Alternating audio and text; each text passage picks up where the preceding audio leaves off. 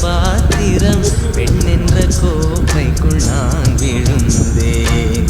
ஆளோடு தேன் கொண்டு வாய் கலந்தேன். அசைந்தாடும் காற்றுக்கும் அழகான பூவுக்கும் காதலா காதலா. அலையாடும் கடலுக்கும் அது சேரும் மண